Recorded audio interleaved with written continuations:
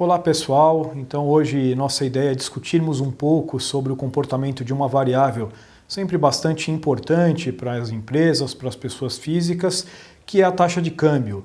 Variável que tem recebido bastante atenção nessas últimas semanas, principalmente diante do movimento recente de queda do dólar, não é? Que chegou inclusive a alcançar, a se aproximar do patamar de 3,10, levantando dúvidas, não é? Questionamentos sobre as perspectivas, os próximos movimentos, se há quedas adicionais pela frente e qual seria, um patamar razoável, de equilíbrio que podemos esperar para esta variável ao longo dos próximos meses.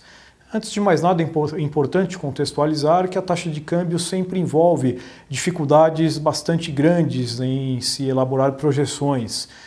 Não só porque envolve fundamentos dos dois países envolvidos, no caso o Brasil e Estados Unidos, mas também movimentos de mercado, o humor dos mercados sempre afeta bastante a taxa de câmbio, pensando em movimentos de curtíssimo prazo. Na nossa avaliação, parte desta queda recente, que foi obviamente causada pela melhora de perspectiva em relação à economia brasileira, não foi acompanhada pelo movimento de fundamentos. Na verdade, se nós olharmos, por exemplo, o comportamento das taxas de câmbio no exterior, do dólar em relação a outras moedas, nós vemos que o dólar no exterior continuou fortalecido, enquanto isso a nossa moeda, o real, se valorizou em relação à moeda norte-americana.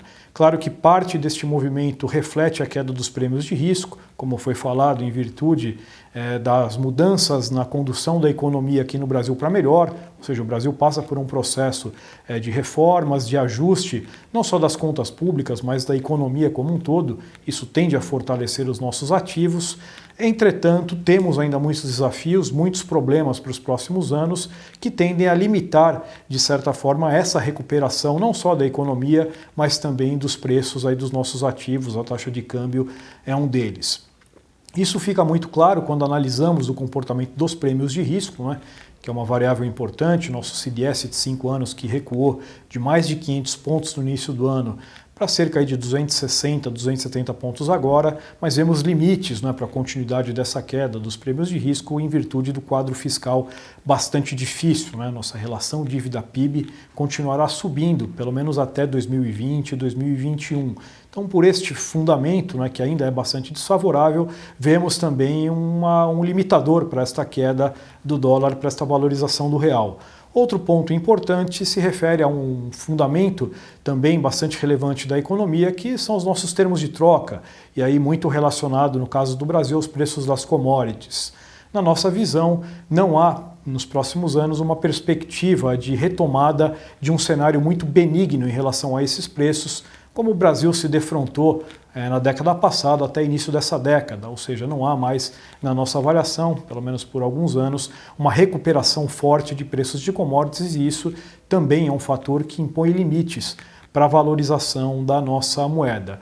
E por fim, em relação ao comportamento do dólar no mundo todo, a perspectiva diante de novas altas de juros esperadas para os Estados Unidos, claro, altas bem comedidas e um processo bem cauteloso de ajuste, ainda assim a expectativa é que o dólar continue moderadamente fortalecido em termos globais. Isso também é um fator adicional que nos indica que esse processo de queda do dólar aqui no Brasil está talvez perto do seu limite. Por mais que alguns movimentos de mercado de curto prazo, por fatores pontuais, talvez a repatriação de recursos, que trará um pouco mais de dinheiro para o Brasil nesse curtíssimo prazo, possa sim gerar um movimento adicional de queda.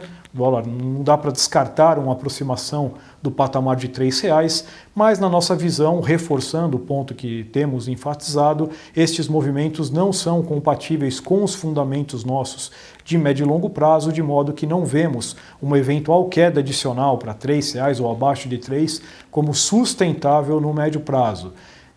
Diante desta análise dos conceitos abordados até aqui, a Tendências revisou suas expectativas para a taxa de câmbio de final de período, para final deste ano, para 3,17 na relação real-dólar e para o ano que vem para 3,28. Salientando, é sempre importante destacar que movimentos pontuais de mercado podem levar a um descolamento temporário dessa variável em relação aos fundamentos, mas analisando, né, estes aspectos que nós abordamos, ficamos com estes números que nos parecem condizentes com as condições econômicas atuais, tanto no Brasil como também no exterior. Por hoje, então, eram esses pontos que nós gostaríamos de destacar.